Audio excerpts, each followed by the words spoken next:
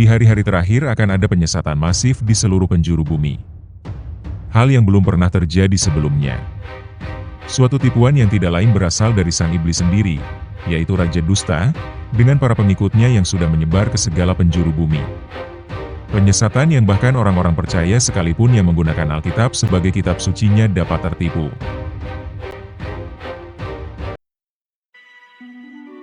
Akan terjadi suatu penyesatan di hari-hari terakhir terhadap orang-orang pilihan, yang dalam bahasa Yunaninya, eklektos.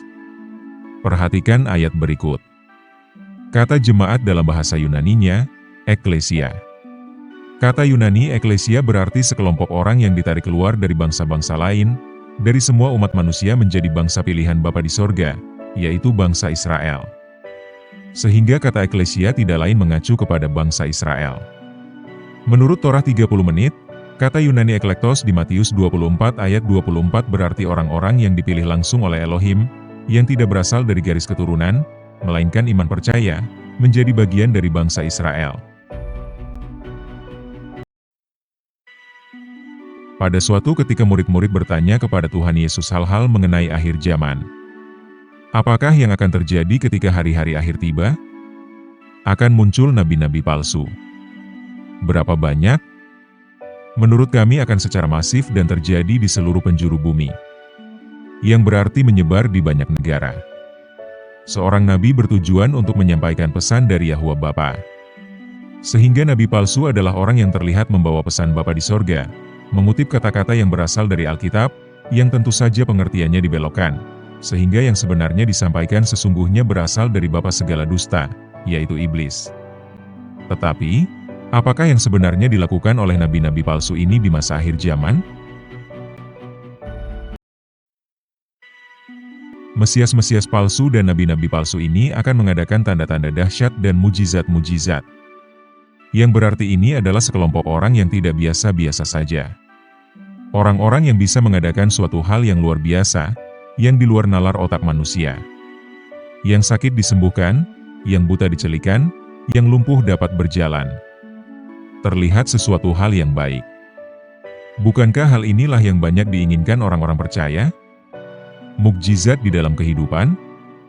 Bukankah inilah yang diharapkan diterima setiap orang, ketika menerima Yesus sebagai Elohim dan Juru Selamat? Dan ketika hal ini terjadi, maka akan banyak yang percaya bahwa mereka adalah utusan Yahusha Elohim, yang pada kenyataannya adalah palsu.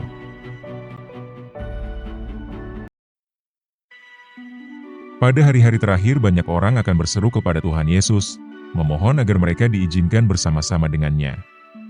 Mereka bukanlah orang-orang yang biasa-biasa. Mereka adalah sekelompok orang yang dapat mengadakan tanda-tanda ajaib. Dapat mengusir, ataupun menengking setan, mengadakan banyak mukjizat, dan yang menariknya, mereka ini menggunakan nama Tuhan Yesus di dalam aktivitasnya. Artinya, kelompok ini adalah orang-orang yang menggunakan Alkitab sebagai kitab suci mereka, mengetahui ajaran-ajaran nabi-nabi dan rasul-rasul, dan yang paling penting menempatkan Yesus sebagai Elohim dan Juru Selamat. Tetapi, apakah dengan ini berarti mereka adalah orang-orang percaya? Perhatikan ayat berikut. Jelas sekali Tuhan Yesus mengatakan bahwa Ia tidaklah pernah mengenal mereka. Karena mereka adalah sekelompok penipu yang mengatasnamakan Tuhan Yesus, walaupun Tuhan Yesus tidaklah memberikan kuasa kepada mereka untuk melakukan hal-hal ajaib tersebut. Mereka ini disebut pembuat kejahatan, yang dalam bahasa Yunaninya, anomia, yang berasal dari akar kata alpha, atau a, yang berarti tanpa, dan kata Yunani nomos. Sehingga kata Yunani anomia artinya, tanpa nomos. Dan apakah arti kata nomos? Tidak lain adalah, hukum Taurat. Suatu hukum yang berasal dari Bapa di sorga untuk semua orang di muka bumi ini yang mau melakukannya. Jadi orang-orang ini adalah sekelompok orang yang menentang dan menolak hukum Taurat sebagai aturan-aturan yang berasal dari Bapa di sorga untuk semua orang yang mau percaya kepadanya, dan mengajarkan dan meyakinkan setiap orang bahwa hukum Taurat sudah dibatalkan. Harap diingat, di zaman teknologi saat ini akan sangat mudah menyebarkan sesuatu melalui sosial media.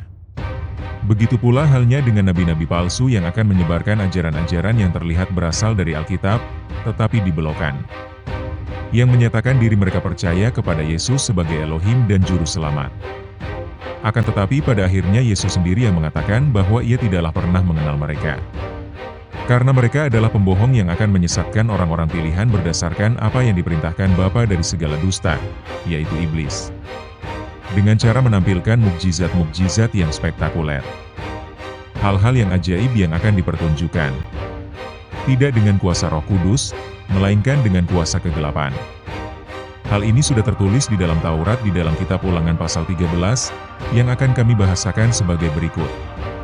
Apabila di tengah-tengah orang-orang percaya, muncul seseorang yang menyatakan dirinya utusan Bapa di sorga, yang membawa pesan Tuhan Allah, dan mereka ini memperlihatkan tanda-tanda ajaib yang terlihat dari Roh Kudus, walaupun sebenarnya tidak.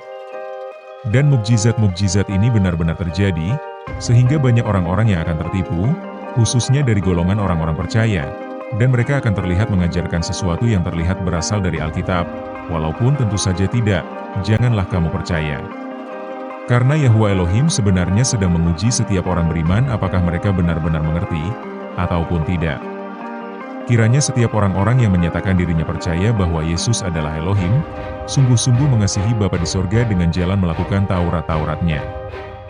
Amin.